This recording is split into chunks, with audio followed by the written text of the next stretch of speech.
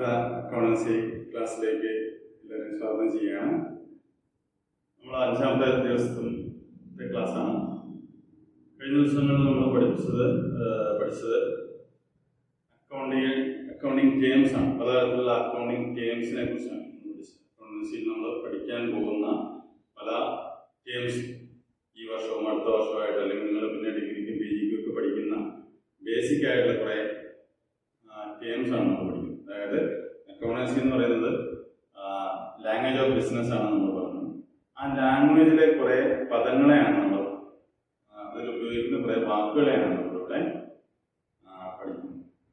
അപ്പോൾ കഴിഞ്ഞ ദിവസങ്ങളിൽ 1-2 ആൾക്കാർ ഡൗട്ട് ചോദിച്ചിട്ടുണ്ടായിരുന്നു. അതിനെക്കുറിച്ചും ഇന്നത്തെ ക്ലാസ്സിൽ നമുക്ക് അതിനെക്കുറിച്ച് കൂടി ഡിസ്കസ് ചെയ്യാം. ഡൗട്ട് ചോദിക്കുന്ന നല്ല കാര്യമാണ്. ആൾക്കാർ കൂടുതലായിട്ട് ഡൗട്ട് ചോദിക്കണം. മെസ്സേജ് അയച്ചു കഴിഞ്ഞാൽ ഞാൻ എന്ത് ചെയ്യാൻ ഡൗട്ട് ക്ലിയർ ചെയ്യാനായിട്ട് സാധിക്കാതെ അതായത് ക്ലാസ്സിലോ അല്ലെങ്കിൽ ഞാൻ എന്ത് ചെയ്യാം വോയിസ് ആയിട്ട് ഇടുകയോ ചെയ്യാം. അതുകൊണ്ട് ഡൗട്ടുകൾ മാക്സിമം ചോദിക്കാനായിട്ട് നിങ്ങൾ ശ്രമിക്കും. കഴിഞ്ഞ ദിവസം പറഞ്ഞ കുറച്ച് കാര്യങ്ങൾ കുറച്ചുകൂടി വ്യക്തത വേണമെന്നുള്ള കുറച്ച് ആൾക്കാർ പറഞ്ഞിട്ടുണ്ടായിരുന്നു. അതുകൊണ്ട് തന്നെ ആദ്യമുള്ള ഗെയിംസ് ഒക്കെ ഒന്നും കൂടി പറയാം. അപ്പം പ്രധാനമായിട്ടും 18 ഗെയിംസ് വാക്കുകൾ നമ്മൾ സാധാരണയായിട്ട് ഉപയോഗിക്കാറുണ്ട്. ആ വാക്കുകൾ എന്തൊക്കെയാണെന്നാണ് നോക്കുന്നത്. ഒന്നാമത്തത് എൻറ്റിറ്റി, ബിസിനസ് എൻറ്റിറ്റി നമ്മൾ പറഞ്ഞു. Entity means a reality that has a definite individual existence.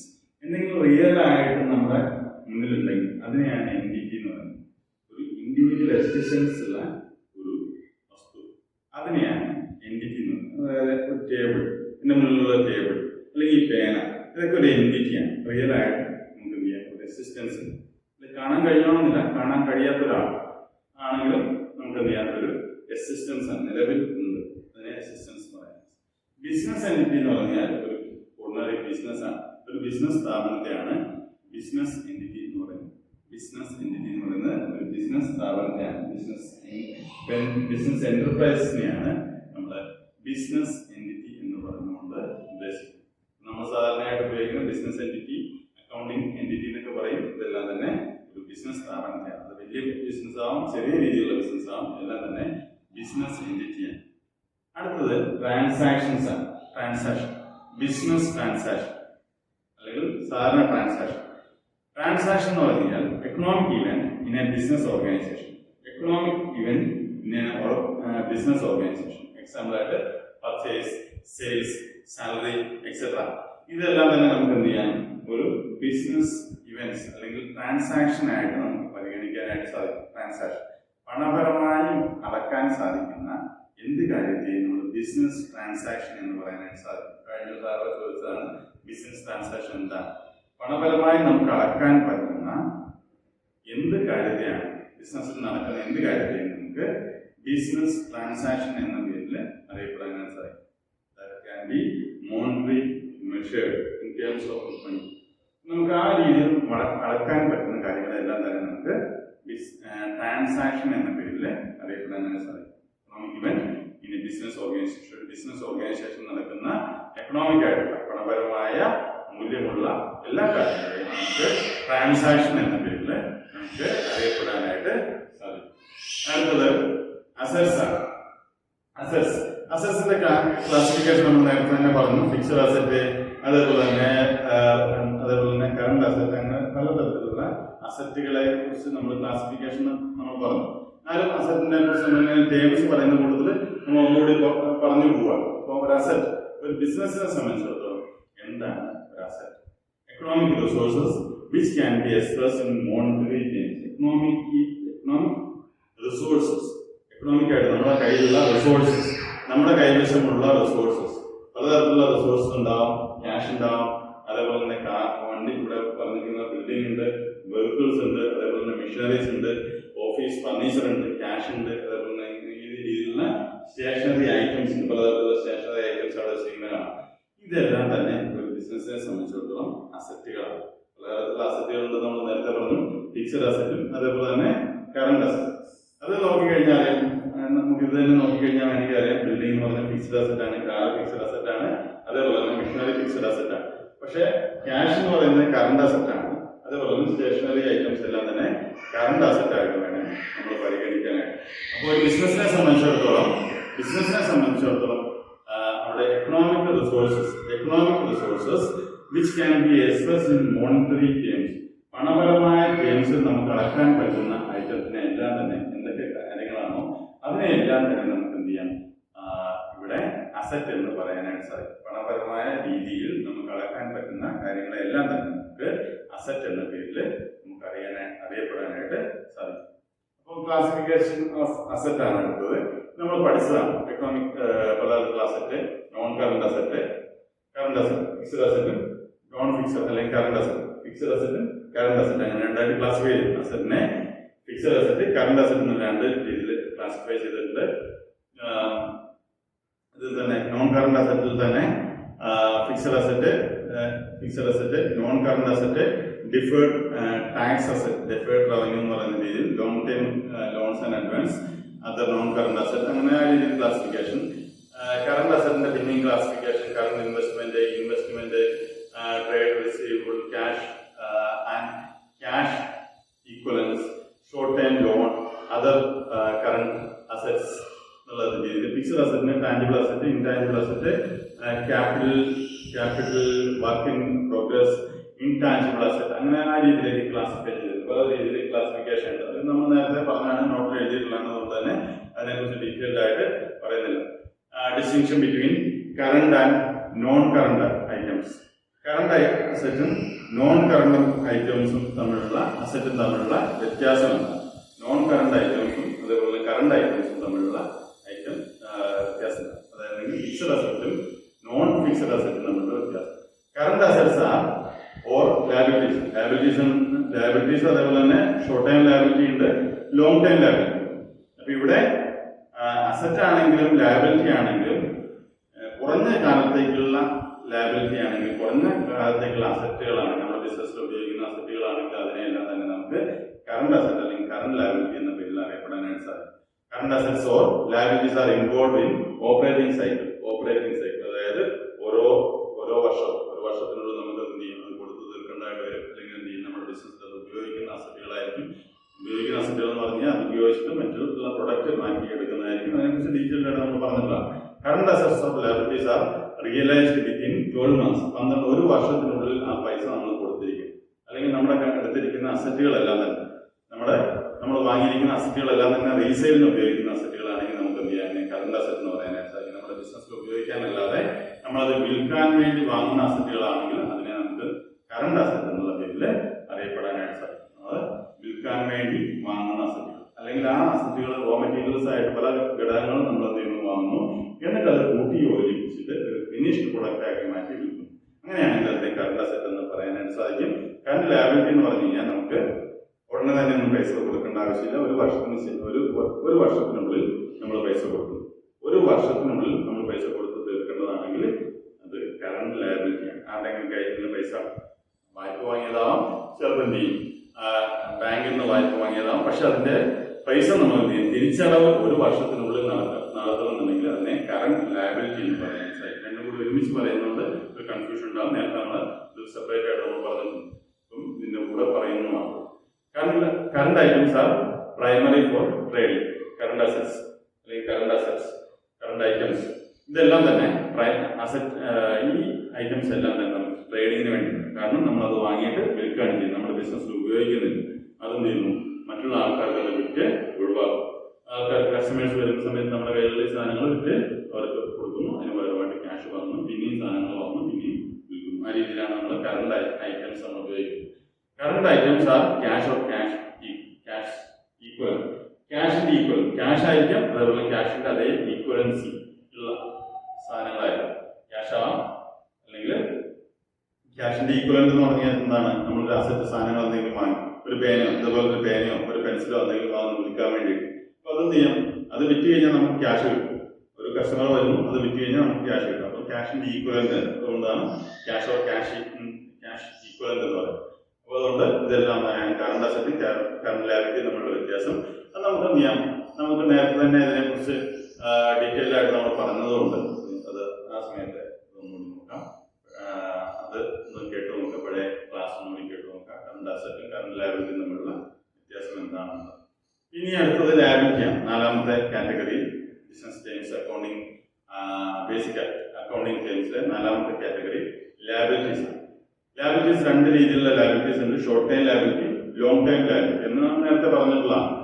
The amount payable by the business in future, amount payable by the business in future, പിന്നീട് പൈസ കൊടുക്കേണ്ട, ബിസിനസ് എന്ത് ചെയ്യണം, പിന്നീട് പൈസ കൊടുക്കേണ്ടി വരുന്നുണ്ടെങ്കിൽ അതിനെയാണ് ലയബിലിറ്റി എന്ന് പറയുന്നത്. ആർക്കെങ്കിലും പിന്നീട് പൈസ കൊടുക്കേണ്ടി വരുന്നുണ്ടെങ്കിൽ അതിനെയാണ് ലയബിലിറ്റി എന്ന് പറയാൻ സാധിക്കുന്നത്. ഷോർട്ട് ടൈം ലയബിലിറ്റി ഉണ്ട്, അതേപോലെ തന്നെ ലോങ് ടൈം ലയബിലിറ്റി ഉണ്ട്. 1 വർഷത്തിനുള്ളിൽ കൊടുത്തു തീർക്കേണ്ട പൈസയാണെങ്കിൽ അതിനെ ഷോർട്ട് ടൈം ലയബിലിറ്റി എന്ന് പറയാൻ സാധിക്കും. 1 വർഷത്തിൽ കൂടുതൽ, 1 വർഷം കഴിഞ്ഞ് നമ്മൾ പൈസ കൊടുത്താൽ മതിയെങ്കിൽ അതിനെ ലോങ് ടൈം ലയബിലിറ്റി എന്ന് നമുക്ക് പറയാനായിട്ട് സാധിക്കും. 1 വർഷത്തിൽ താഴെ നമ്മൾ പൈസ കൊടുക്കണം, നിർബന്ധമായും പൈസ കൊടുക്കണം, അതിനെ ഷോർട്ട് ടൈം ലയബിലിറ്റി എന്നും. 1 വർഷത്തിന് ശേഷം എന്തെങ്കിലും പൈസ കൊടുത്താൽ മതി, അങ്ങനെയാണെങ്കിൽ അതിനെ ലോങ് ടൈം ലയബിലിറ്റി എന്ന് പറയും. അതായത് ലോണൊക്കെ ഒരു ബിൽഡിംഗ് വാങ്ങാനോ, ഒരു സ്ഥലം വാങ്ങാനോ, ഒരു വീടുണ്ടാക്കാനോ അതിനൊക്കെ വേണ്ടിയിട്ട് ലോൺ എടുത്തു കഴിഞ്ഞാൽ 10-20 വർഷം കഴിഞ്ഞ്, ഒരു വണ്ടി മേടിച്ച് കഴിഞ്ഞാൽ 7-8 വർഷം കഴിഞ്ഞിട്ട് നമുക്ക് എന്ത് ചെയ്യാൻ തീർത്താൽ മതി. അപ്പൊ അങ്ങനെയുള്ള ലോണുകളെല്ലാം തന്നെ ഷോർട്ട് ടൈം ലയബിലിറ്റിയാണ്. ഷോർട്ട് ടൈം ലയബിലിറ്റിയാണ്. 1 വർഷത്തിനുള്ളിൽ നമുക്ക് പൈസ കൊടുക്കേണ്ടതൊക്കെ ആണെങ്കിൽ അത് ഷോർട്ട് ടൈം ലയബിലിറ്റിയാണ്. 1 വർഷത്തിന് ശേഷമാണെങ്കിൽ അതിനെ long time liability, amount payable by the business in future, പിന്നീട് പൈസ കൊടുത്താൽ മതി, അങ്ങനെയുള്ള അതിനെയാണ് ലയബിലിറ്റി എന്ന് പറയുന്നത്. നമ്മളെ സംബന്ധിച്ചിടത്തോളം ഒരു ബാധ്യതയാണ്, ആ പൈസ കൊടുക്കേണ്ടി വരും, പക്ഷെ പിന്നീട് കൊടുത്താൽ മതി, അതിനാണ് ലയബിലിറ്റി എന്ന് അറിയപ്പെടുന്നത്. ലയബിലിറ്റിയുടെ ക്ലാസിഫിക്കേഷൻ നമ്മൾ നേരത്തെ ഇത് പറഞ്ഞതാണ്. Liability, non current liability, current liability, long time ബോറോയിങ്സും ഷോർട്ട് ടൈം ബോറോയിങ്സും, അതായത് പെട്ടെന്ന് പൈസ കൊടുക്കേണ്ടത്, അതേപോലെ തന്നെ കുറെ കഴിഞ്ഞിട്ട് പൈസ കൊടുത്താൽ മതി, ആ രീതിയിലുള്ള ലയബിലിറ്റിയുടെ ക്ലാസിഫിക്കേഷൻ. പിന്നീട് നമുക്ക് നേരത്തെ പറഞ്ഞതാണ്, അതുകൊണ്ട് തന്നെ എക്സ്പ്ലെയിൻ ചെയ്യുന്നില്ല. അടുത്ത 5ാമത്തെ ക്യാപിറ്റൽ. ഇത് നമ്മൾ കഴിഞ്ഞ ദിവസം പറഞ്ഞതാണ്. ക്യാപിറ്റൽ എന്താ? Investment made by the owner. ഇത് ബിസിനസിന്റെ ഓണർ ബിസിനസ്സിലേക്ക് കൊണ്ടുവരുന്ന പൈസയോ പൈസയുടെ മൂല്യമുള്ള സാധനങ്ങളോ അതിനെയെല്ലാം തന്നെ നമുക്ക് ക്യാപിറ്റൽ എന്ന് പറയാനായിട്ട് സാധിക്കും. അപ്പൊ അതുകൊണ്ട് ബിസിനസിന്റെ ഓണർ ബിസിനസ്സിലേക്ക് ഇൻവെസ്റ്റ് ചെയ്ത എന്താണോ ഇൻവെസ്റ്റ് ചെയ്തിരിക്കുന്നത് അതിനെയെല്ലാം നമുക്ക് ക്യാപിറ്റൽ എന്ന് പറയാനായിട്ട് സാധിക്കും. അത് ക്യാഷ് ആവാം, ചിലപ്പോൾ അയാളുടെ വീട്ടിൽ നിന്ന് ഒരു ഫർണിച്ചർ കൊണ്ടുവന്നിട്ടുണ്ടാവും, ഒരു കമ്പ്യൂട്ടർ കൊണ്ടുവന്നിട്ടുണ്ടാവും, അല്ലെങ്കിൽ ഒരു ഫർണിച്ചർ കൊണ്ടുവന്നിട്ടുണ്ടാവും. ഇതെല്ലാം തന്നെ അയാളെ സംബന്ധിച്ചിടത്തോളം, അല്ലെങ്കിൽ മെഷീനറി, പഴയ മെഷീനറി കൊണ്ടുവന്നിട്ടുണ്ടാവും, ഇതെല്ലാം തന്നെ അയാളുടെ ക്യാപിറ്റലാണെന്ന് പറയാനായിട്ട് സാധിക്കും. അതിന്റെ ബിസിനസിന്റെ ഓണർ ബിസിനസ്സിലേക്ക് എന്താണ് കൊണ്ടുവന്നിരിക്കുന്നത്, എന്തെങ്കിലും ഇൻവെസ്റ്റ് ചെയ്തിട്ടുണ്ടെങ്കിൽ, എന്തെങ്കിലും തരത്തിലുള്ള ഇൻവെസ്റ്റ്മെന്റ്, ക്യാഷ് ആയിട്ടുള്ള ഇൻവെസ്റ്റ്മെന്റ് ആവും. കാരണം ഒരു പുതിയ ബിസിനസ് തുടങ്ങുകയാണ്, പൈസയുടെ ആവശ്യം ഉണ്ടാവും, അതുകൊണ്ട് ക്യാഷ് ആയിട്ടുള്ള എന്തെങ്കിലും ഇൻവെസ്റ്റ്മെന്റ് ആവാം. അതേപോലെ തന്നെ എന്തെങ്കിലും കയ്യിലുള്ള എന്തെങ്കിലും അസറ്റുകളായിരിക്കും ഇൻവെസ്റ്റ് ചെയ്തിരിക്കുന്നത്. അങ്ങനെ എന്തെങ്കിലും തരത്തിലുള്ള ഇൻവെസ്റ്റ്മെന്റ് ബിസിനസിന്റെ ഓണർ ബിസിനസ്സിലേക്ക് നടത്തിയിട്ടുണ്ടെങ്കിൽ അതിനെല്ലാം തന്നെ നമുക്ക് ക്യാപിറ്റൽ എന്ന പേരിൽ അറിയാം. അടുത്ത സെയിൽസ് എന്താണ്? സെയിൽസ് ഇത് കഴിഞ്ഞ ദിവസം നമ്മൾ പറഞ്ഞതാണ്. സെയിൽസ് എന്താണെന്നുള്ളത് total revenue earned by a business through sale of goods or service to customers. Sales എന്ന് പറഞ്ഞാൽ നമ്മുടെ കയ്യിലുള്ള സാധനങ്ങളെ നമ്മൾ വിൽക്കുന്നതിനെയാണ് സെയിൽസ് എന്ന് പറയുന്നത്. Includes cash sales and credit sales. കടമായിട്ടാവാം, ക്യാഷ് വാങ്ങിയിട്ടുള്ള 2 രീതിയിലാണെങ്കിലും നമ്മൾ എന്തെങ്കിലും സാധനങ്ങൾ വിൽക്കുകയാണെങ്കിൽ അതിനെ സെയിൽസ് എന്നാണ് പറയുന്നത്. അപ്പം അതില് പ്രത്യേകം നേരത്തെ നമ്മൾ പറഞ്ഞാണ്, കഴിഞ്ഞ ദിവസം പറഞ്ഞാണ്, എല്ലാ സെയിലും ഇതിൽ വരുന്നില്ല. ഫിക്സഡ് അസറ്റിന്റെ സെയിൽ ഇതിൽ വരുന്നില്ല. നമ്മൾ വിൽക്കാൻ വേണ്ടി വാങ്ങുന്ന സാധനങ്ങളാണ് ഗുഡ്സ്. ഈ ഗുഡ്സിന്റെ സെയിൽ മാത്രമേ സെയിൽ എന്നുള്ള കാറ്റഗറിയിൽ വരുന്നുള്ളൂ. നമ്മളൊരു മിഷനറി വാങ്ങി, ആ മിഷനറി വാങ്ങിയിട്ട് അടുത്ത ദിവസം 2-3 ദിവസം അല്ലെങ്കിൽ 1 വർഷം കഴിഞ്ഞിട്ട് ഒരാൾ വിറ്റു, പക്ഷെ അത് സെയിൽസ് എന്നുള്ള കാറ്റഗറിയിൽ വരില്ല. പക്ഷെ നമ്മൾ എന്ത് ചെയ്യുന്നു, ഒരു സ്റ്റേഷനറി ഷോപ്പാണ്, അപ്പോൾ കുറെ എന്ത് ചെയ്യുന്നു, ബുക്സ് വാങ്ങി. ഈ ബുക്സ് വാങ്ങി ഇവിടെ കുട്ടികൾ വരുന്ന സമയത്ത് ഈ ബുക്സ് എല്ലാം വിൽക്കും. അതിനെ നമുക്ക് എന്ത് ചെയ്യാം, സെയിൽ എന്ന് പറയാനായിട്ട് സാധിക്കും. Total revenue earned by a business through sale of goods or service customers. Service എന്ന് പറയും, സർവീസ് പല സർവീസ്, മുടി വെട്ടുന്ന സർവീസാണ്. അപ്പൊ അതുവഴിയായിട്ട് അയാൾക്ക് കിട്ടിയിരിക്കുന്ന പൈസയും നമുക്ക് സെയിൽസ് എന്ന് വേണം പറയാനായിട്ട്. അപ്പം അയാളുടെ ആ സർവീസ് കൊണ്ട്, മുടി വെട്ടുക എന്ന് പറഞ്ഞ സർവീസാണ്, ആ സർവീസ് കൊണ്ട് അയാൾക്ക് എന്താണ് കിട്ടിയിരിക്കുന്നത്, ഇത്ര ഇൻകം കിട്ടി, അതിനെ നമുക്ക് ഒരു സെയിൽ എന്ന് പറയാനായിട്ട് സാധിക്കും. ടോട്ടൽ റവന്യൂ എത്രയാണ് അയാൾക്ക് ആ ബിസിനസ്സിന് കിട്ടിയിരിക്കുന്ന ഇൻകം, ഈ രീതിയിൽ സാധനങ്ങൾ വിറ്റത് വഴിയായി അയാൾക്ക് അവർക്ക് കിട്ടിയിരിക്കുന്ന ടോട്ടൽ ഇൻകത്തെയാണ് ടോട്ടൽ റവന്യൂ. അതിനെയാണ് സെയിൽ എന്ന് പറയുന്നത്. സാധനങ്ങളുടെ വിൽപ്പന, ഗുഡ്സിന്റെ വിൽപ്പന മാത്രമേ നമുക്ക് സെയിലായിട്ട് പരിഗണിക്കാനായിട്ട് സാധിക്കുള്ളൂ. സെയിലിന്റെ കണക്കിൽ കൂട്ടാനായിട്ട് സാധിക്കും. സെയിൽസിന്റെ എമൗണ്ട് എത്രയാണെന്ന് ചോദിച്ചു കഴിഞ്ഞാൽ നമ്മൾ ഒരു ഫർണിച്ചർ വിറ്റ പൈസ അതിൽ കൂട്ടാനായിട്ട് സാധിക്കില്ല. കാരണം ഫർണിച്ചർ നമ്മുടെ ബിസിനസ്സിൽ ഉപയോഗിക്കുന്ന സാധനമാണ്. അത് വിൽക്കുന്നത് ഒരിക്കലും ഇതിൽ കൂട്ടാനായിട്ട് സാധിക്കില്ല. അടുത്തത് റവന്യൂ ഓർ ഇൻകം. ഏഴാമത്തത് revenue or income. Revenue or income. The amount of business earned through the sales, interest received, dividend received, rent received, commission received, discount received. ഇതെല്ലാം തന്നെ നമുക്ക് എന്ത് ചെയ്യാം, ഒരു ബിസിനസിനെ സംബന്ധിച്ചിടത്തോളം റവന്യൂ അല്ലെങ്കിൽ ഇൻകം എന്ന് പറയാനായിട്ട് സാധിക്കും. The amount a business earned through sales, ഈ സാധനങ്ങൾ വിറ്റത് വഴിയായി ബിസിനസ്സിന് കിട്ടിയ വരുമാനം. സാധനങ്ങൾ എന്ത് ചെയ്യുന്നു, പലതരത്തിലുള്ള സാധനങ്ങൾ ബിസിനസ് വാങ്ങുന്നു, അത് വിൽക്കുന്നു. അപ്പൊ അതുവഴിയായി ബിസിനസ് കിട്ടിയിരിക്കുന്ന വരുമാനം. അതേപോലെ തന്നെ ഇൻട്രസ്റ്റ്, എന്തെങ്കിലും ബാങ്കിൽ കുറെ പൈസ ഡെപ്പോസിറ്റ് ചെയ്തു, അതിൽ നിന്ന് കിട്ടുന്ന വരുമാനം. ഡിവിഡൻഡ്, കുറെ ഷെയർ വാങ്ങി ഏതെങ്കിലും കമ്പനിയുടെ ഷെയർ വാങ്ങി, ആ ഷെയർ വാങ്ങിക്കഴിഞ്ഞാൽ ആ ഷെയറിന്റെ പൈസ അതിന് ഡിവിഡൻഡ് ആയിട്ട് ഒരു ലാഭവിഹിതം കിട്ടും. ആ ലാഭവിഹിതം. റെന്റ്, നമ്മൾ എന്തെങ്കിലും ബിൽഡിംഗ് വാടക കൊടുത്തിട്ടുണ്ടെങ്കിൽ അതിൽ നിന്നുള്ള വരുമാനം, അതിനെയാണ് റെന്റ് എന്ന് പറയുന്നത്. കമ്മീഷൻ റിസീവ്, പലതരത്തിലുള്ള ബിസിനസ് ഡീലിംഗ്സ് നടത്തുമ്പോൾ ചിലപ്പോൾ കമ്മീഷൻസ് കിട്ടും. ഡിസ്കൗണ്ട് കിട്ടും, പലതരത്തിലുള്ള ഡിസ്കൗണ്ടുകൾ നമുക്ക് കിട്ടും. ഇതിനെല്ലാം തന്നെ നമുക്ക് റവന്യൂ അല്ലെങ്കിൽ ഇൻകം എന്ന് പറയാനായിട്ട് സാധിക്കും. നമുക്ക് ഇങ്ങോട്ട് കിട്ടുന്ന പൈസയാണ് റവന്യൂ, പലതരത്തിലുള്ള revenue. The amount a business earns through sales or interest received. ഈ രീതിയിലുള്ള കുറേ രീതിയിലുള്ള നമുക്ക് ഇങ്ങോട്ട് പൈസ കിട്ടാനുള്ള സോഴ്സസ് ഉണ്ട്.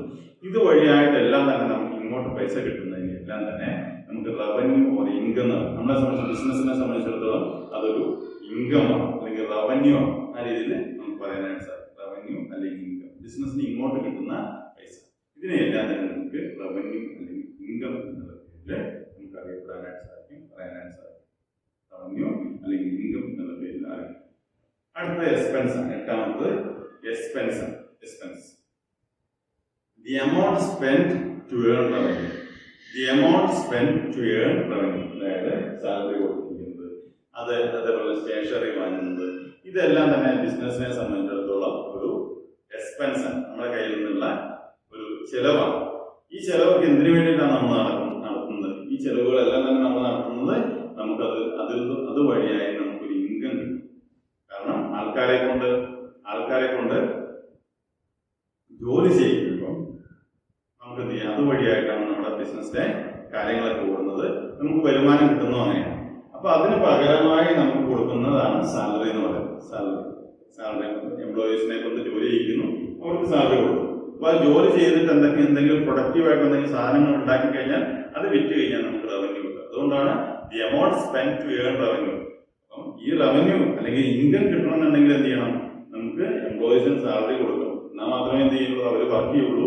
അതുവഴിയായിട്ട് നമുക്ക് ഇൻകം കിട്ടുകയും ചെയ്യും. അതേപോലെ സ്റ്റേഷനറിയുടെ കാര്യം നമുക്ക് സ്റ്റേഷനറി നമ്മൾ വാങ്ങിച്ച് വെച്ച് കഴിഞ്ഞാൽ മാത്രമേ നമുക്ക് വിൽക്കാനായിട്ട് സാധിക്കുള്ളൂ. അപ്പൊ അതിനുവേണ്ടി നമ്മൾ കുറച്ച് പൈസ ഇൻവെസ്റ്റ് ചെയ്യേണ്ടതായിട്ട് വരും. കുറച്ച് പൈസ മുടക്കിയാൽ മാത്രമേ നമുക്ക് എന്ത് ചെയ്യുള്ളൂ, സ്റ്റേഷനറി വാങ്ങാനായിട്ട് സാധിക്കും. സ്റ്റേഷനറിക്ക് വേണ്ടിയിട്ട് 10,000-50,000 അല്ലെങ്കിൽ 1,00,000 രൂപയൊക്കെ ഉപയോഗിക്കും.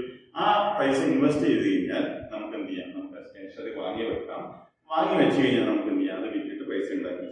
അപ്പൊ നമുക്ക് പൈസ ഉണ്ടാക്കണം എന്നുണ്ടെങ്കിൽ അല്ലെങ്കിൽ റവന്യൂ അല്ലെങ്കിൽ ഇൻകം ഉണ്ടാക്കണം എന്നുണ്ടെങ്കിൽ ആദ്യം തന്നെ നമ്മൾ എന്ത് ചെയ്യണം, കുറച്ച് എമൗണ്ട് സ്പെൻഡ് ചെയ്യേണ്ടതായിട്ട് വരും. ഈ രീതിയിൽ സാലറി കൊടുക്കേണ്ടതായിട്ട് വരും. അതേപോലെ സ്റ്റേഷനറി വാങ്ങാനായിട്ട് വേണ്ടി വരും. റെന്റ്, ഒരു ബിൽഡിങ്ങിലാണ് നമ്മൾ ഇത് ചെയ്യുന്നതെങ്കിൽ, നമ്മൾ ഷോപ്പ് വർക്ക് ചെയ്യുന്നെങ്കിൽ അത് റെന്റ് കൊടുക്കേണ്ടതായിട്ട് വരും. ചിലപ്പോൾ ഇലക്ട്രിസിറ്റി ചാർജ് കൊടുക്കേണ്ടതായിട്ട് വരും, വാട്ടറിന് ചാർജ് കൊടുക്കേണ്ടതായിട്ട് വരും. പലതരത്തിലുള്ള എക്സ്പെൻസ് നമുക്ക് വരും. ഓരോ ദിവസവും പലതരത്തിലുള്ള എക്സ്പെൻസ് ബിസിനസിനെ സംബന്ധിച്ചിടത്തോളം ഓരോ ദിവസവും വരുന്നുണ്ട്. ഈ amount spend to earn revenue, ഈ ഇൻകം ഉണ്ടാക്കാൻ വേണ്ടിയിട്ട് ബിസിനസ് ചെലവഴിക്കുന്ന പൈസയാണ് നമ്മൾ റവന്യൂ അല്ലെങ്കിൽ എക്സ്പെൻസ് എന്ന് പറയുന്നത്.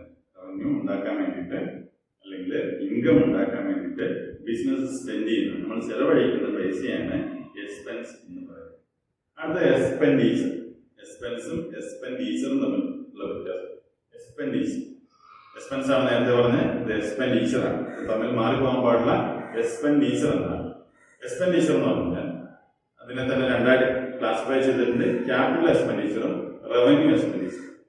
ക്യാപിറ്റൽ എക്സ്പെൻഡിച്ചർ എന്ന് പറഞ്ഞാൽ benefit of expenditure last for more than 1 year. ഒരു മെഷീനറി വാങ്ങുന്നു അല്ലെങ്കിൽ ഫിക്സഡ് അസറ്റ് വാങ്ങാനായിട്ട് നമ്മൾ ചിലവഴിക്കുന്ന പൈസയാണ് ക്യാപിറ്റൽ എക്സ്പെൻഡിച്ചർ എന്ന് പറയുന്നത്. ഫിക്സഡ് അസറ്റ് വാങ്ങാൻ വേണ്ടി നമ്മൾ ചിലവഴിക്കുന്ന പൈസയാണ് ക്യാപിറ്റൽ എക്സ്പെൻഡിച്ചർ എന്ന് പറയുന്നത്. അതായത് ഒരു മെഷീനറി വാങ്ങും, ആ മെഷീനറി ഉപയോഗിച്ചിട്ടാണ് നമ്മൾ പ്രൊഡക്ഷൻ മറ്റു കാര്യങ്ങളൊക്കെ നടത്തുന്നത്. ബിൽഡിംഗ് വാങ്ങും, ലാൻഡ് വാങ്ങും, വെഹിക്കിൾസ് വാങ്ങും. ഈ കാര്യങ്ങളെല്ലാം തന്നെ ക്യാപിറ്റൽ എക്സ്പെൻഡിച്ചർ ആയിട്ട് നമ്മൾ പരിഗണിക്കുന്നത്. കാരണം ഇതെല്ലാം ഫിക്സഡ് അസറ്റ് ആണ്. ഇത് ഉപയോഗിച്ചിട്ടാണ് നമ്മൾ ബിസിനസ് നടത്തിക്കൊണ്ട് പോകുന്നത്. നമ്മൾക്ക് റവന്യൂ അതിൽ നിന്നാണ് കിട്ടുകയും ചെയ്യുന്നത്. അപ്പൊ അതിന്റെ income benefit of expenditure last for more than 1 year. ഇങ്ങനെ ഒരു എക്സ്പെൻഡിച്ചർ ഉണ്ടാക്കിയിട്ട് ഇങ്ങനെ ഒരു ചെലവ് കഴിച്ചിട്ട് മിഷനറി വാങ്ങി അല്ലെങ്കിൽ ബിൽഡിംഗ് വാങ്ങി അതുകൊണ്ടുണ്ടാവുന്ന നേട്ടം, അതുകൊണ്ടുണ്ടാവുന്ന നമുക്ക് ഇൻകം കിട്ടുന്നത് കുറേ വർഷത്തേക്ക് നമുക്ക് അതിന്റെ ഇൻകം കിട്ടും. അല്ലാതെ കുറച്ച് കാലം കൊണ്ട് ആ മിഷനറി ഒഴിവായി പോകുന്നില്ല. കുറേ കാലത്തേക്ക് 5-6 വർഷത്തേക്ക് അല്ലെങ്കിൽ 10-20 വർഷത്തേക്ക് ആ ബിൽഡിങ്ങിന്റെയോ ലാൻഡിന്റെയോ ബെനിഫിറ്റ് നമുക്ക് അതിൽ നിന്ന് റവന്യൂ നമുക്ക് കിട്ടിക്കൊണ്ടേയിരിക്കും.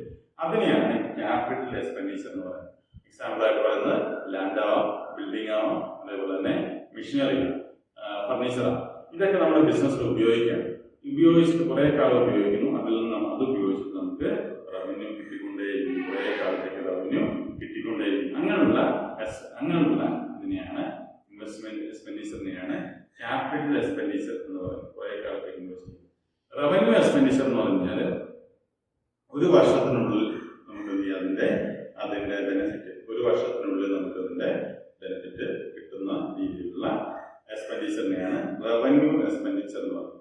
അതിനെ സാധാരണയായിട്ട് എക്സ്പെൻസ് എന്നാണ് പറയുന്നത്. എക്സ്പെൻസ് തന്നെയാണ് പറയുന്നത്. Revenue expenditure benefit of expenditure associated within A year. ഒരു വർഷത്തിനുള്ളിൽ അതിന്റെ ബെനിഫിറ്റ് നമുക്ക് കിട്ടും. അങ്ങനെയുള്ള എക്സ്പെൻസിനെയാണ് റവന്യൂ എക്സ്പെൻഡിച്ചർ എന്ന് പറയുന്നത്. അതിന് BSNL ഫോൺ ബില്ല്, അതുപോലെ കറണ്ട് ചാർജ്, ഇതെല്ലാം തന്നെ അതിൽ വരുന്നതാണ്. അപ്പം 2 തരത്തിലുള്ള എക്സ്പെൻഡിച്ചർ ഉണ്ട്, ക്യാപിറ്റൽ എക്സ്പെൻഡിച്ചറും റവന്യൂ എക്സ്പെൻഡിച്ചറും.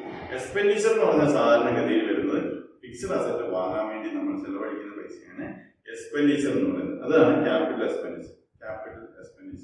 ഫിക്സഡ് അസറ്റ് വാങ്ങാൻ വേണ്ടി അത് ഉപയോഗിച്ചിട്ടാണ് നമ്മുടെ ബിസിനസിന്റെ ഡേ ടു ഡേ ഫംഗ്ഷനിങ് എല്ലാം തന്നെ നടത്തുന്നത്. ഈ ക്യാപിറ്റൽ എക്സ്പെൻഡിച്ചർ ഉപയോഗിച്ച് വാങ്ങിയ ഫിക്സഡ് അസറ്റ് ഉപയോഗിച്ചിട്ടാണ് നമ്മൾ ബിസിനസ്സിൽ ഓരോ ദിവസവും തള്ളി നിൽക്കുന്നത്. അതായത് ഫർണിച്ചർ ആവാം, ലാൻഡ് ആൻഡ് ബിൽഡിംഗ് ആവാം, അതേപോലെ തന്നെ മെഷീനറി ആവാം, വെഹിക്കിൾസ് ആവാം. ഇതെല്ലാം തന്നെ ബിസിനസ്സിൽ ഉപയോഗിക്കുന്നത് ഈ ക്യാപിറ്റൽ എക്സ്പെൻഡിച്ചർ നടത്തിയിട്ടാണ്. ക്യാപിറ്റൽ എക്സ്പെൻഡിച്ചർ പൈസ മുടക്കി സാധനങ്ങളൊക്കെ വാങ്ങിയിട്ടാണ്. അപ്പൊ അങ്ങനെ പൈസ മുടക്കുന്നതിനെയാണ് ക്യാപിറ്റൽ എക്സ്പെൻഡിച്ചർ എന്ന പേരിൽ അറിയപ്പെടുന്നത്. Benefit of expenditure last for more than 1 year. അങ്ങനെ പൈസ മുടക്കി കഴിഞ്ഞാൽ അതിന്റെ ഇൻകം, അതിൽ നിന്നുണ്ടാകുന്ന വരുമാനം കുറെ കാലത്തേക്ക് നമുക്ക് കിട്ടും.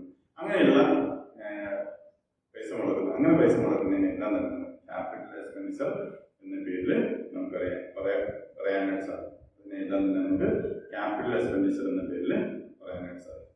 അടുത്തത് 10ാമത് പ്രോഫിറ്റ് എന്നാണ്. ഈ പ്രോഫിറ്റിന് വേണ്ടിയിട്ടാണ് നമ്മൾ വർക്ക് ചെയ്യുന്നത്. ഒരു ബിസിനസ് വർക്ക് ചെയ്യുന്നതിനെ പ്രോഫിറ്റിന് വേണ്ടിയിട്ടാണ്. ഏത് ബിസിനസ്സുകാരനാണ് അയാളുടെ ലക്ഷ്യം പ്രോഫിറ്റാണ്. മെയിൻ ആയിട്ടുള്ള ലക്ഷ്യം എന്ന് പറയുന്നത് പ്രോഫിറ്റാണ്. ഏറ്റവും പ്രധാനപ്പെട്ട ലക്ഷ്യം. Profit is the lifeblood. അതുണ്ടെങ്കിൽ മാത്രമേ നമുക്ക് എന്ത് ചെയ്യുള്ളൂ, മുന്നോട്ട് പോകാനായിട്ട് സാധിക്കും. പ്രോഫിറ്റ് ഇല്ലാത്ത ബിസിനസ് എന്ന് പറഞ്ഞാൽ അദ്ദേഹം ഓടാൻ സാധ്യതയില്ല. അതുകൊണ്ട് തന്നെ പ്രോഫിറ്റ് എന്ന് പറയുന്നത് ഏറ്റവും ബിസിനസ്മാനെ അത് ആവശ്യമായിട്ട് എന്താണ് profit? The excess of revenue over expenses is an accounting year which represents increase in capital. Excess of revenue over expenses in an accounting year. അത് നമുക്ക് നോക്കാം എങ്ങനെയാണ്. അതായത് excess of revenue over expense എത്രയാണ്? നമുക്ക് സാലറി, അതേപോലെ telephone bill, അതേപോലെ തന്നെ ഇലക്ട്രിസിറ്റി ചാർജ്, അതേപോലെ വേജസ്, ഇങ്ങനത്തെ കാര്യങ്ങൾക്കൊക്കെ വേണ്ടിയിട്ട് നമുക്ക് ചെലവഴിക്കുന്ന പൈസ എന്ന് പറയുന്നത് 10,000 രൂപ ചെലവഴിച്ചില്ല. 10,000 രൂപ നമ്മൾ ചെലവഴിച്ചൊന്നുമില്ല.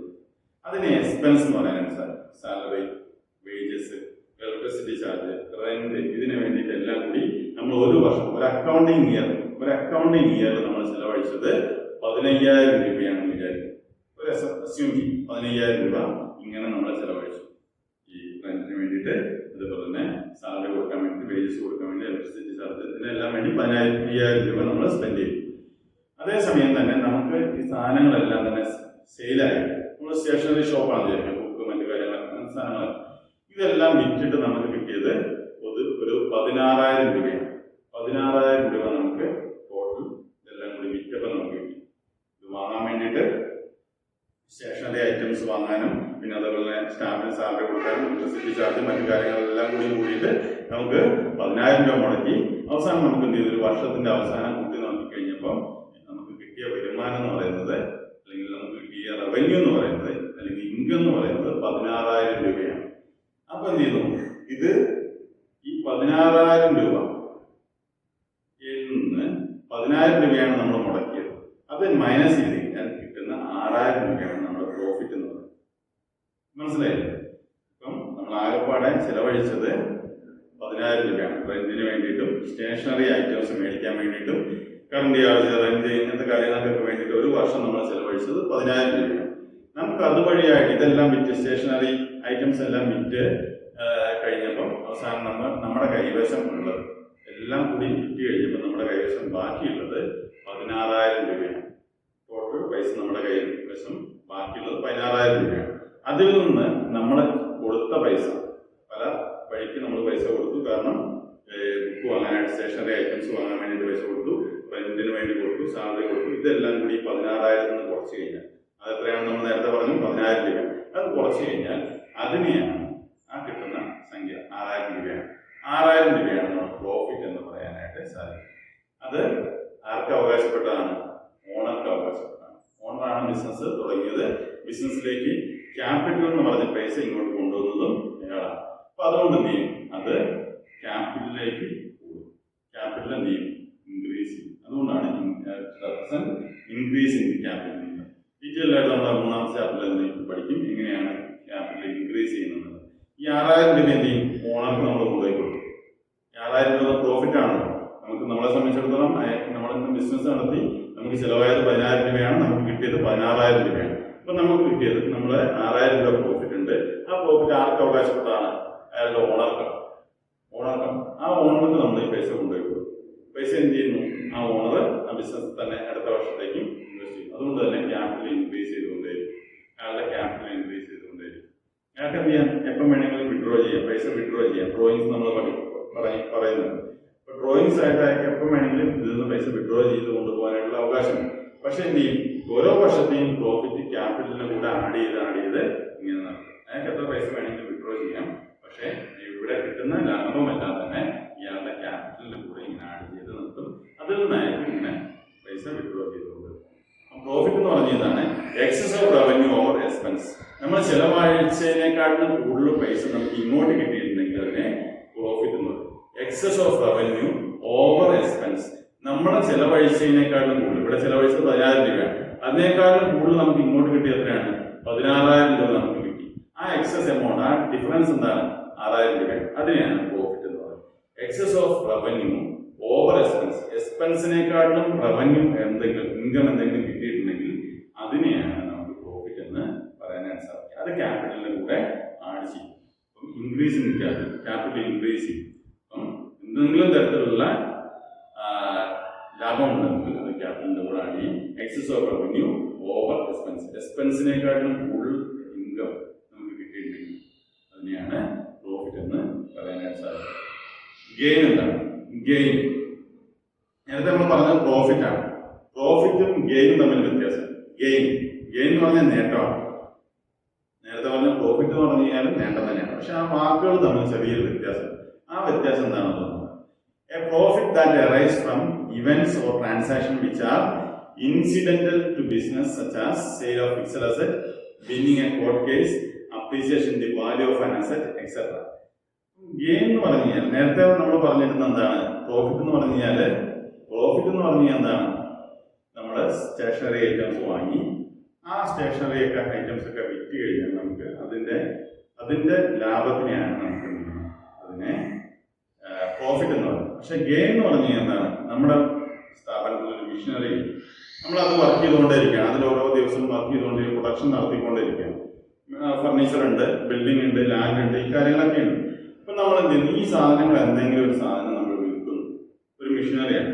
ആരെങ്കിലും ഒരാൾ വന്നിട്ട് പറഞ്ഞു നമുക്ക് ഏതായാലും ആ മിഷനറി വേണ്ട, പുതിയൊരു മിഷനറി വാങ്ങാനായിട്ട് തീരുമാനിക്കും. ഒരാൾ വന്നിട്ട് പറയുന്നു ആ മെഷീനറി എനിക്ക് തരുമെന്ന് ചോദിക്കാം, അല്ലെങ്കിൽ നമ്മൾ OLX-ലോ അങ്ങനെയെങ്കിലും അത് സെയിലാക്കും. ആ സെയിലാക്കുമ്പോൾ നമുക്ക് എന്തെങ്കിലും കൂടുതൽ വാങ്ങിയതിനേക്കാളും കൂടുതൽ പൈസ കിട്ടുന്നുണ്ടെങ്കിൽ അതിനെ ഗെയിൻ എന്ന് പറയാനായിട്ട് സാധിക്കും. എക്സാമ്പിൾ, വേറൊരു എക്സാമ്പിൾ പറയാം. ഒരു ലാൻഡ് നമ്മൾ ലാൻഡ് വാങ്ങുമ്പോൾ അത് തന്നെ ഒരു 1,00,000 രൂപയ്ക്കാണ് ലാൻഡ് വാങ്ങിയത്. 1,00,000 രൂപയ്ക്കാണ് ലാൻഡ് വാങ്ങിയത്. ബിസിനസിന്റെ ആവശ്യത്തിന് വേണ്ടിയിട്ട് വാങ്ങിയതാണ്. ബിസിനസ് അവിടെ വർക്ക് ചെയ്യാൻ വേണ്ടിയിട്ട് വാങ്ങിയതാണ്. അതൊരു ഫിക്സഡ് അസറ്റ് ആയിട്ട് പരിഗണിക്കണം. കാരണം നമുക്കറിയാം, ലാൻഡ്, ബിൽഡിംഗ്, അതേപോലെ തന്നെ ഫർണിച്ചർ, ഈ മെഷീനറി, ഇങ്ങനത്തെ കാര്യങ്ങളെല്ലാം തന്നെ ഫിക്സഡ് അസറ്റാണ്. ഈ ലാൻഡ് വാങ്ങിയിട്ട് ഒരു 6 മാസം കഴിഞ്ഞപ്പോഴേക്കും ഒരാൾ വന്ന് പറഞ്ഞു ആ ലാൻഡ് കൊടുക്കുന്നു എന്ന് ചോദിച്ചു. നമ്മൾ 1,00,000 രൂപയ്ക്ക് വാങ്ങിയ ലാൻഡാണ് നമ്മൾ പറയുന്നത്. അത് 2,00,000 രൂപ തരികയാണെങ്കിൽ, അല്ലെങ്കിൽ 2,50,000 രൂപ തരികയാണെങ്കിൽ കൊടുത്തേക്കാന്ന് പറയും. അങ്ങനെ അയാൾ എന്ത് ചെയ്തു? 2,50,000 രൂപയ്ക്ക് നമ്മുടെ ലാൻഡ് അയാൾ വാങ്ങും. അപ്പൊ അങ്ങനെ ആവുമ്പോൾ നമുക്കൊരു അവിടെ ഒരു മെച്ചം കിട്ടും. 1,00,000 രൂപയ്ക്ക് വാങ്ങിയ ലാൻഡായിരുന്നു, അത് 2,50,000 രൂപയ്ക്ക് കിട്ടും. അപ്പൊ 1,50,000 രൂപ നമുക്ക് അവിടെ ഒരു ഗെയിൻ. അതിന് പ്രോഫിറ്റ് എന്നല്ല പറയാം, ഗെയിൻ എന്നാണ് പറയാം. സാധാരണ പ്രോഫിറ്റ് എന്നാണ് നമ്മൾ പറയാറ്. കാരണം നമ്മുടെ ടേംസിൽ നമ്മൾ പ്രോഫിറ്റ് ആണെന്നാണ് പറയാം. പക്ഷെ ബിസിനസ് ടേംസിൽ നമ്മൾ ഗെയിൻ എന്നാണ് പറയാം. അപ്പൊ ഫിക്സഡ് അസറ്റുകൾ എന്തെങ്കിലും തരത്തിലുള്ള നമ്മുടെ ബിസിനസ്സിൽ ഉപയോഗിക്കുന്ന എന്തെങ്കിലും തരത്തിലുള്ള ഫിക്സഡ് അസറ്റ് വിൽക്കുമ്പോൾ അതിൽ നിന്ന് എന്തെങ്കിലും തരത്തിലുള്ള നേട്ടം കിട്ടിയാൽ അതിനെയെല്ലാം തന്നെ നമുക്ക് ഗെയിൻ എന്ന പേരിലാണ് അറിയപ്പെടുന്നത്. പ്രോഫിറ്റ് എന്നുള്ള പേരിലല്ല അറിയപ്പെടുക, നമ്മൾ എന്തെങ്കിലും ഗെയിൻ എന്നുള്ള പേരിലാണ് അറിയപ്പെടുക. നമ്മുടെ ബിസിനസ്സിൽ ഉപയോഗിക്കുന്ന എന്തെങ്കിലും തരത്തിലുള്ള ഫിക്സഡ് അസറ്റ് അത് വിൽക്കുമ്പോൾ നമുക്ക് എന്തെങ്കിലും തരത്തിലുള്ള നേട്ടം കിട്ടിക്കഴിഞ്ഞാൽ അതിനെ ഗെയിൻ എന്നാണ് പറയുക. A profit that arise from the event of transaction which are incidental to business such as fixed asset. അപ്പം എന്തെങ്കിലും തരത്തിലുള്ള പ്രോഫിറ്റ്, ഈ രീതിയിലുള്ള ഫിക്സഡ് അസറ്റ് വിൽക്കുമ്പോൾ എന്തെങ്കിലും തരത്തിലുള്ള പ്രോഫിറ്റ് കിട്ടുന്നുണ്ടെങ്കിൽ അതിനെ ഗെയിൻ എന്ന് വേണം നമ്മൾ രേഖപ്പെടുത്താൻ, അല്ലെങ്കിൽ നമ്മൾ പറയാനായിട്ട്. അല്ലാതെ പ്രോഫിറ്റ് എന്ന് പറയാനായിട്ട് സാധിക്കില്ല. പ്രോഫിറ്റ് ആണ് ശരിക്കും, പക്ഷേ നമ്മൾ അതിന്റെ വാക്ക് ഗെയിൻ എന്നുള്ള വാക്കാണ് ഉപയോഗിക്കുന്നത്. എന്താ ഫിക്സഡ് അസറ്റ് വിൽക്കുമ്പോൾ നമുക്ക് കിട്ടുന്ന ലാഭത്തെ നമ്മൾ എന്ത് ചെയ്യും, അല്ലെങ്കിൽ പ്രോഫിറ്റിനെ നമ്മൾ പറയുന്ന പേര് ഗെയിൻ എന്നാണ്. അതേപോലെ തന്നെ ഇവിടെ എക്സാമ്പിൾ പറയുന്നത് വിന്നിങ് എ കോർട്ട് കേസ്. ഒരു കോർട്ട് കേസ് നമ്മൾ വിൻ ചെയ്യുന്ന വഴിയായിട്ട് നമുക്ക് എന്തെങ്കിലും ഒരു തരത്തിലുള്ള പ്രോഫിറ്റ് കിട്ടി, അല്ലെങ്കിൽ appreciation the value of asset, ഒരു ലാൻഡിന്റെ വാല്യൂ കൂടി, അങ്ങനെയൊക്കെ ആ രീതി, അല്ലെങ്കിൽ ഗോൾഡിന്റെ വാല്യൂ കൂടി, അങ്ങനെയൊക്കെ ഉണ്ടാകുന്ന കാര്യത്തിൽ ഗെയിൻ എന്നാണ് പറയുന്നത്. ഇത് താഴെ പറഞ്ഞിരിക്കുന്ന 2-3 കാര്യങ്ങൾ ഐറ്റംസ് ഒക്കെ പിന്നീട് നമ്മൾ ക്ലാരിഫൈ ചെയ്യാം. നമ്മളിപ്പോൾ തൽക്കാലം പറയുന്നത് ഫിക്സഡ് അസറ്റുകൾ വിൽക്കുകയാണെങ്കിൽ ആ സമയത്ത് നമുക്ക് എന്തെങ്കിലും തരത്തിലുള്ള ലാഭം ഉണ്ടാകുകയാണെങ്കിൽ അതിനെ നമുക്ക് ഗെയിൻ എന്നാണ് പറയുന്നത്. അത് നമ്മൾ ഇവിടെ മനസ്സിലാക്കാം. അടുത്തത് ലോസ് എന്താണ്? ഇപ്പം പ്രോഫിറ്റ് പറഞ്ഞു, ഗെയിൻ പറഞ്ഞു, അടുത്ത ലോസ് എന്താണ്? The excess of expense over revenue is an in an accounting year which represent reduction in capital. Excess of expense over revenue. Excess of expense over revenue in an accounting year. നേരത്തെ പറഞ്ഞ example തന്നെ പറയാം. നേരത്തെ പറഞ്ഞ example എങ്ങനെയാണ്? 10,000 രൂപയ്ക്ക് stationery items വാങ്ങി, 10,000 രൂപയായിരുന്നു നമ്മുടെ എക്സ്പെൻസ് എന്ന് പറയുന്നത്. എന്താണ് അതവിടെ സ്റ്റേഷനറി ഐറ്റംസ് വാങ്ങാൻ വേണ്ടിയിട്ടും, അതേപോലെ തന്നെ നമുക്ക് സാലറി കൊടുക്കാൻ വേണ്ടിയിട്ടും, റെന്റ് കൊടുക്കാൻ വേണ്ടിയിട്ടും എല്ലാം കൂടി നമുക്ക് വന്നിരിക്കുന്ന എക്സ്പെൻസ് എന്ന് പറയുന്നത് 10,000 രൂപയാണ്. ആ സാഹചര്യത്തിൽ അവർക്ക് കിട്ടിയ അതൊക്കെ വിറ്റിട്ട് അവസാനം ആ ബിസിനസ്സിന് കിട്ടിയ പൈസ എത്രയാണ്? 16,000 രൂപയാണ്. അതുകൊണ്ട് തന്നെ 6,000 രൂപയുടെ പ്രോഫിറ്റ് എന്ന് പറയും. പക്ഷെ ഈ എക്സാമ്പിൾ ലോസിൽ നോക്കാം. ലോസിന്റെ കാര്യത്തിൽ ഇവിടെ ഇങ്ങനെ 10,000 രൂപയ്ക്ക് എല്ലാം കൂടി ചെലവായി. കാരണം സ്റ്റേഷനറി വാങ്ങി, അതേപോലെ സാലറി കൊടുത്തു, റെന്റ് കൊടുത്തു, എല്ലാം കൂടി കൊടുത്തു കഴിഞ്ഞപ്പോൾ നമുക്ക് 10,000 രൂപ ചെലവ് വന്നു. പക്ഷെ നമുക്ക് ഇതെല്ലാം കൂടി വിറ്റ് കഴിഞ്ഞപ്പോൾ നമുക്ക് കിട്ടിയിരിക്കുന്ന പൈസ എന്ന് പറഞ്ഞാൽ 8,000 രൂപ മാത്രമേ നമുക്ക് കിട്ടിയിട്ടുള്ളൂ. വരുമാനമായിട്ട് കിട്ടിയത് 8,000 രൂപയാണ്. ഇൻകമായിട്ട് കിട്ടിയത് 8,000 രൂപയാണ്. നമ്മൾ ചെലവഴിച്ചതോ 10,000 രൂപ ചെലവഴിച്ചു. റെന്റിന് വേണ്ടിയിട്ട്, ഇലക്ട്രിസിറ്റി ബില്ലിന് വേണ്ടിയിട്ട്, സ്റ്റേഷനറി ഐറ്റംസ് വാങ്ങാൻ വേണ്ടിയിട്ട് എല്ലാം തന്നെ നമ്മൾ 10,000 രൂപ ചെലവഴിച്ചു. പക്ഷേ നമുക്കിതെല്ലാം വിറ്റ് കഴിഞ്ഞപ്പോൾ, സ്റ്റേഷനറി ഐറ്റംസ് എല്ലാം വിറ്റ് കഴിഞ്ഞ് ഒരു വർഷം, ഒരു അക്കൗണ്ടിങ് പീരീഡ് കഴിഞ്ഞപ്പം നമുക്ക് എന്ത് ചെയ്യും? നമ്മുടെ കൈവശമുള്ളത് എത്രയാണ്? 8,000 രൂപ മാത്രമാണ്. 8,000 രൂപ. അപ്പൊ നമുക്ക് എന്ത് ചെയ്യാം? 10,000 നിന്ന് 8,000 രൂപ കുറച്ച് കഴിഞ്ഞാൽ 2,000 രൂപ അവിടെ ലോസ് ആണെന്ന് പറയാനായിട്ട് സാധിക്കും. 2,000 രൂപ നഷ്ടമാണ്, നമ്മളെ സംബന്ധിച്ചത് നഷ്ടമാണ്. ഇങ്ങനെ ഒരു ബിസിനസ് നടത്തിയിട്ട് 10,000 രൂപ നമ്മളെ സംബന്ധിച്ച് എക്സ്പെൻസ് വന്നു, ചെലവ് വന്നു. പക്ഷേ ബിസിനസ്സിന് അവസാനം ഒരു വർഷം കഴിയുമ്പോൾ നമുക്ക് നമ്മളെ സംബന്ധിച്ചിടത്തോളം കിട്ടിയത് ആകപ്പാടെ 8000 രൂപ മാത്രമേ ഉള്ളൂ. ഇപ്പൊ 2000 രൂപ നഷ്ടമാണ്. ആ നഷ്ടം ആരാണ് സഫർ ചെയ്യേണ്ടത്? ബിസിനസിന്റെ ഓണറാണ്. ബിസിനസിന്റെ ഓണറാണ് ഈ നഷ്ടം സഫർ ചെയ്യുന്നത്. പ്രോഫിറ്റ് ആണെങ്കിൽ ആ പൈസക്ക് എന്ത് ചെയ്യും? ആരും കൊണ്ടുപോകും. നേരത്തെ പ്രോഫിറ്റ് 6000 രൂപ ബിസിനസിന്റെ ഓണർ കൊണ്ടുപോകും. അതേപോലെ തന്നെ ഇവിടെ നഷ്ടം 2000 രൂപ നഷ്ടമായിട്ട് പോകും. ആ നഷ്ടം ഉണ്ടെങ്കിലും ആര് കൊണ്ടുപോകും? അത് സഫർ ചെയ്യേണ്ടത് അതിന്റെ ഓണർ തന്നെയാണ്. നഷ്ടമുണ്ടെങ്കിൽ അത് സഫർ ചെയ്യേണ്ടത് ബിസിനസിന്റെ ഓണറാണ്. പ്രോഫിറ്റ് ആണെങ്കിൽ അത് സഫർ ചെയ്യുന്നത്, അത് എടുക്കുന്നത്, അതിന്റെ നേട്ടമെടുക്കുന്നത് അല്ലെങ്കിൽ അതിന്റെ ഫ്രൂട്ട് എടുക്കുന്നത് അതിന്റെ ഓണറാണെങ്കിൽ, നഷ്ടമുണ്ടാകുകയാണെങ്കിൽ അതും അയാൾ സഫർ ചെയ്യേണ്ടതായിട്ട് വരും. അതുകൊണ്ട് തന്നെ അയാളുടെ ക്യാപിറ്റൽ അത്രയും കുറയും. 2000 രൂപയാണ് ഇവിടെ നഷ്ടം ഉണ്ടായിരിക്കുന്നത്. അതുകൊണ്ട് ക്യാപിറ്റലിൽ നിന്ന് 2000 രൂപ കുറയും. കാരണം ആ നഷ്ടം ആരെങ്കിലും എടുക്കണ്ടേ. അതുകൊണ്ട് 2000 രൂപ അയാളുടെ ഇതിൽ നിന്ന് കുറയും. നമ്മൾ പ്രോബ്ലംസ് ഇതിന്റെ ഒക്കെ എന്ത് ചെയ്യാം ചെയ്ത് കാണിക്കുന്ന സമയത്ത് ഓരോന്നായിട്ട് എങ്ങനെയാണ് 2000 രൂപ എങ്ങനെയാണ് വന്നത്, ക്യാപിറ്റൽ എങ്ങനെ കുറയും, അതിനെക്കുറിച്ചൊക്കെ നമുക്ക് എഴുതി എന്ത് ചെയ്യാം ബോർഡിൽ എഴുതിയിട്ട് കറക്റ്റായിട്ട് ഇത് ചെയ്യുന്ന സമയത്ത് 3ാമത്തെ ചാപ്റ്റർ തൊട്ട് നമ്മൾ പഠിക്കുന്ന സമയത്ത് കൂടുതലായിട്ട് ഇതിനെക്കുറിച്ച് ഡീറ്റെയിൽഡ് ആയിട്ട് നമ്മൾ പഠിക്കും. എങ്ങനെയാണ് ഇതിന്റെ ലോസ് വന്നിരിക്കുന്നതിനെ കുറിച്ചെല്ലാം നമ്മൾ പഠിക്കുന്നതാണ്. Excess of revenue, excess of expenditure over revenue നേരെ ഓപ്പോസിറ്റ് ആണ്. പ്രോഫിറ്റിന് നേരെ ഓപ്പോസിറ്റ് ആണ് ഇവിടെ excess of expense over revenue. അതായത് റവന്യൂ ആകപ്പാടെ 8000 രൂപയുള്ളൂ, എക്സ്പെൻസ് 10000 രൂപയുള്ളൂ. ആ ഡിഫറൻസ് എന്താണ്? ആ 2000 രൂപ, അതിനെയാണ് നമ്മൾ ലോസ് എന്ന് പറയുന്നത്. അത് ക്യാപിറ്റലിൽ നിന്ന് കുറവ് ചെയ്യുമെന്നാണ് ഇവിടെ പറയുന്നത്. അപ്പം ലോസ് എന്നുള്ള ഏരിയയും കൂടി നമ്മൾ കവർ ചെയ്യും. ലോസ് എന്നുള്ള ഏരിയയും കൂടി നമ്മൾ കവർ ചെയ്യുകയാണ്. അടുത്ത വീഡിയോയിൽ ബാക്കി ടേംസും കൂടി നമുക്ക് പഠിക്കാനായിട്ട് സാധിക്കും. കറക്റ്റായിട്ട് നോട്ട് മറ്റു കാര്യങ്ങളൊക്കെ എഴുതി അയക്കാം. കുറച്ച് ആൾക്കാർ നോട്ട് അയക്കാത്ത ആൾക്കാരുണ്ട്. അവരുടെ ഞാൻ ഇന്നലെ ഇട്ടിട്ടുണ്ട്. അത് പെട്ടെന്ന് അയക്കേണ്ടതാണ്. ഞാൻ കൂടുതൽ നിർബന്ധിക്കാത്തത് മാർക്കുള്ളതുകൊണ്ടാണ്. നേരത്തെ അയക്കുന്ന ആൾക്കാരെ സംബന്ധിച്ചിടത്തോളം അവർക്ക് അതിന്റെ കറക്റ്റ് മാർക്ക് കിട്ടും. താമസം അയക്കുന്ന അതിന്റെ കുറച്ച് മാർക്ക്. അതുകൊണ്ട് ആരെയും നിർബന്ധിക്കുന്നില്ല.